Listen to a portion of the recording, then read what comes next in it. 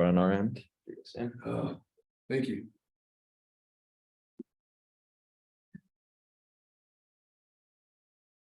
Hey, Sam, how are you? Doing well, thank you. How about you? Good, good. Ken Kraetzer with CaMMVetsMedia. How is your morning practice out there today? It was a little humid out there today, and got some guys. It had us a little flustered, but pushing through, and it's good to have that stuff, especially we play first game in Louisiana. So it was good. It was a little warm though. Okay, well, tell us a little bit. You've been working with Bill Katsianis at center. How is your practices at center going so far with Bill? Really well. We're both pushing each other a lot. Bo Lombardi's in the mix too.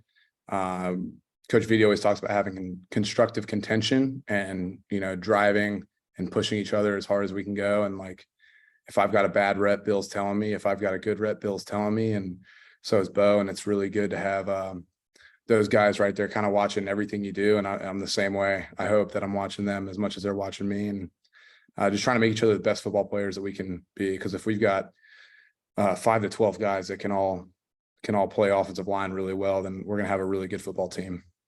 Well, talk that really stood out to me came from Connor Finucane on opening day, when he said that the top 10 offensive linemen in the program are all over 300 pounds now. When I started covering Army 10 years ago, there wasn't one 300-pound player in the offensive line. How does that help the team with all that size?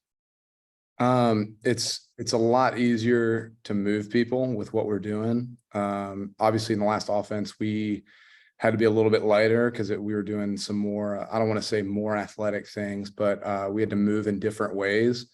And now a lot of the focus is, hip strength and just being big bodies that can move big bodies. Because it'd be really, really hard to be 280-pound center in this offense and blocking back and stuff like that. And just, Nuke said it as eloquently as you can say it, is mass moves mass. And I think it's really, really good for what we're doing.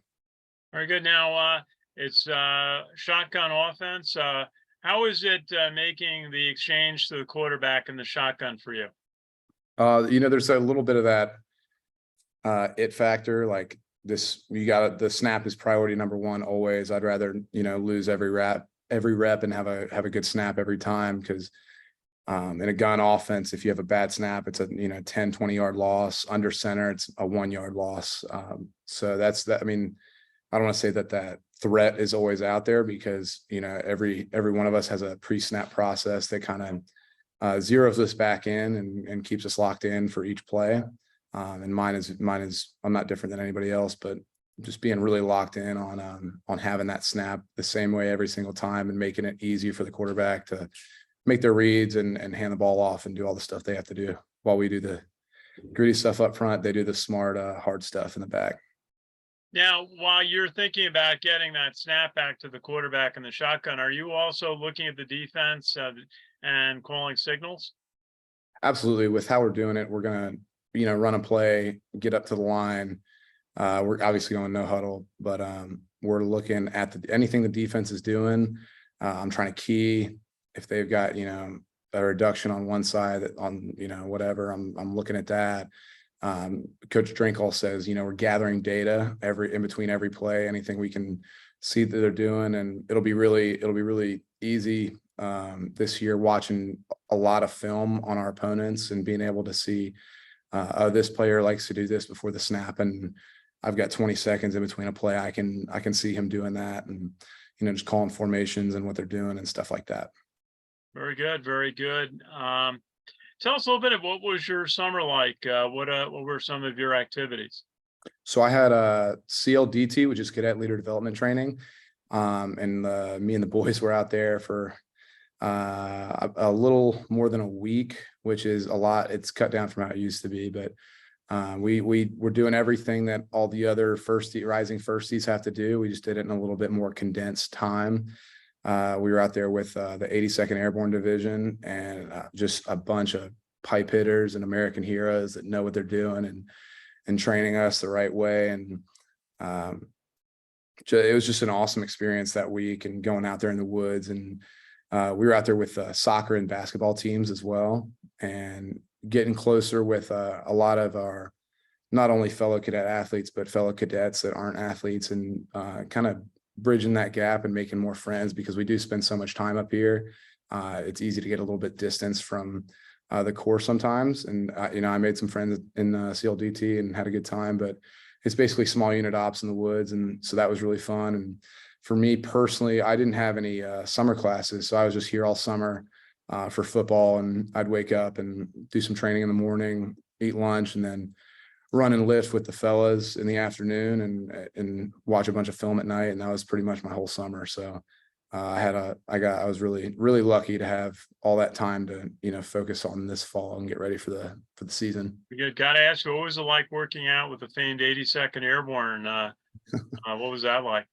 They're awesome. I mean, I can't say enough good about them.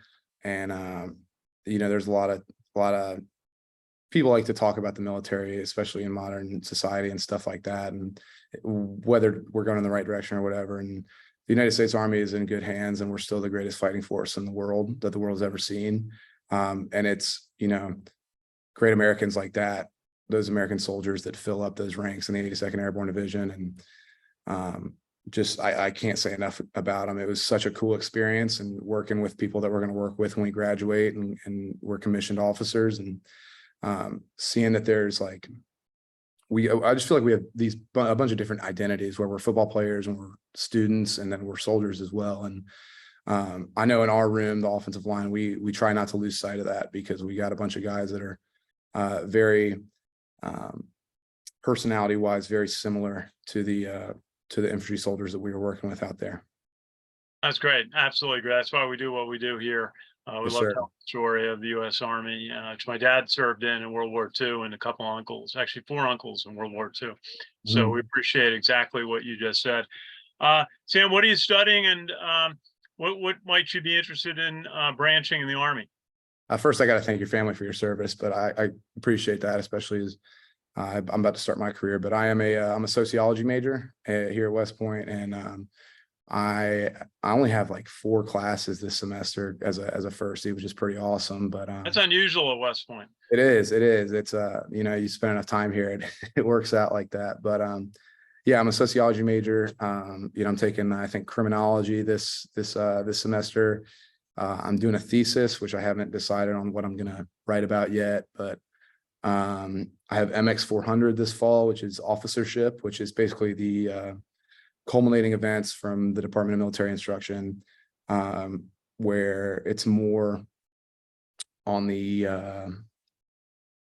integrity and honor and that kind of decision-making side. Whereas, MS 1, 2, and 300, you take as plebe, yuck, and cow, and those are all doctrinal stuff, like operations and stuff like that. And then I am taking persuasive communications, which is also a DMI class. So I'm excited about those a lot. Sounds like it'll be an interesting semester for you. And any branch ideas yet? I definitely want to go combat arms, infantry, armor, field artillery.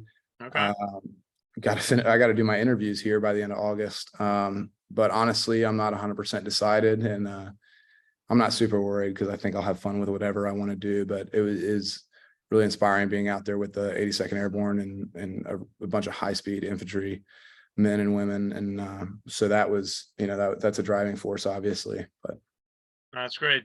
Great to hear you had that experience. And just final thought, working in the new offense, what are you working on? What do you enjoy? What are you looking forward to seeing how this new offense works out?